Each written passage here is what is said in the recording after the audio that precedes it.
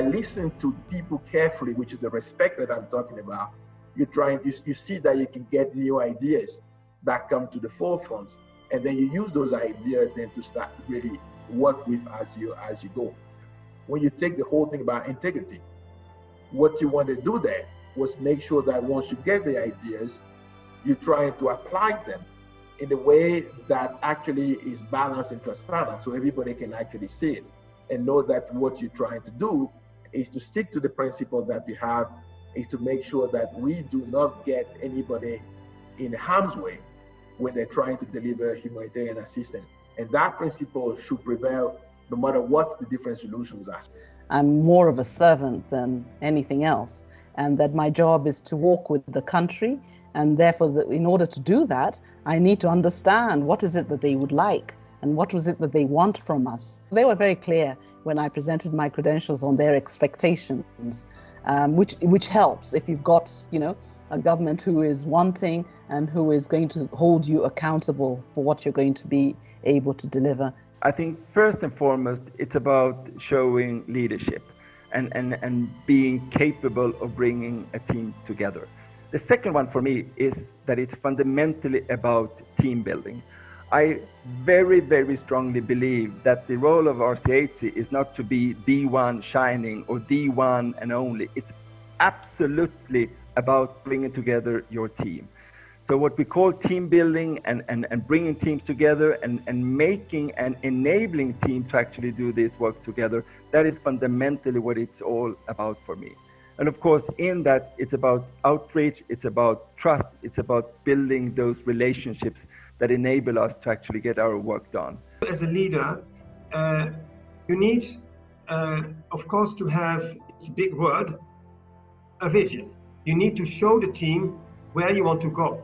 And of course, you don't need to develop that on your own. You do that as the team. So by showing a vision comes immediately being a good team leader, because your members of the team needs to own this, needs to say, we develop this together. As you grow in your leadership journey, we tend sometimes not to have a listening ear. And that listening ear for me is key, because it's still linked to the fact of your humility and how you can be empathetic to listening to other people around the table. And in fact, even to the affected populations, because in dealing with the affected populations, we also need to build trust with them before they can even accept that and trust that we are here to support them, meet their needs. In some ways, we're being asked to do a very important job, but not always with the empowerment that we need. A lot of it is really about soft power, which I think HCs and RCs really need to have an abundance of.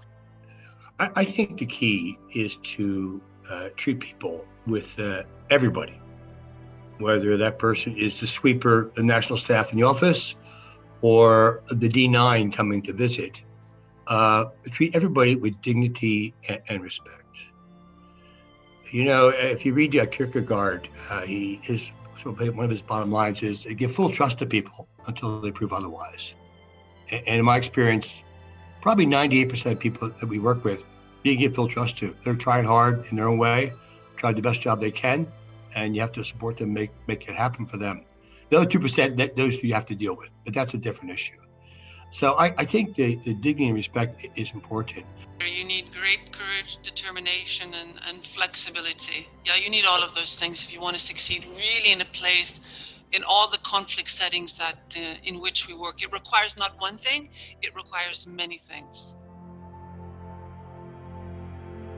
As resident coordinator, humanitarian coordinator at the country level, is to convince our national partners that we actually are partners. We are partners in humanitarian action, we are partners in development assistance, and we are partners in peace building.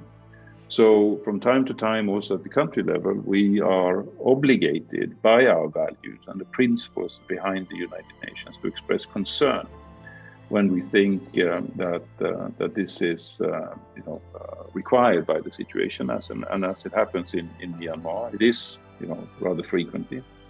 but that these expressions of concern shouldn't get in the way of the partnership that we're seeking, with our national counterparts, whether it's the government or the beneficiary communities for the work that we're doing.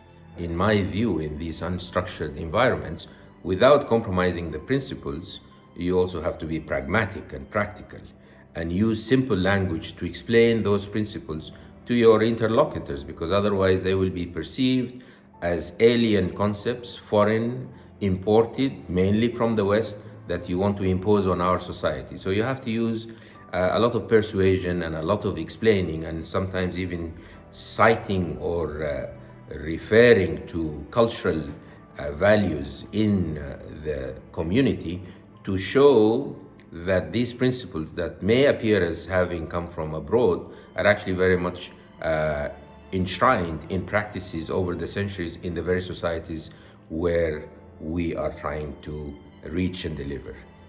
The protection of the weak is a very cardinal principle, both culturally and religiously in this part of the world.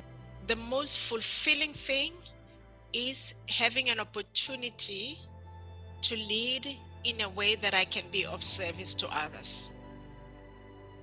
And in doing so, as a humanitarian coordinator and leading in humanitarian operations, is holding who we truly are as humanity.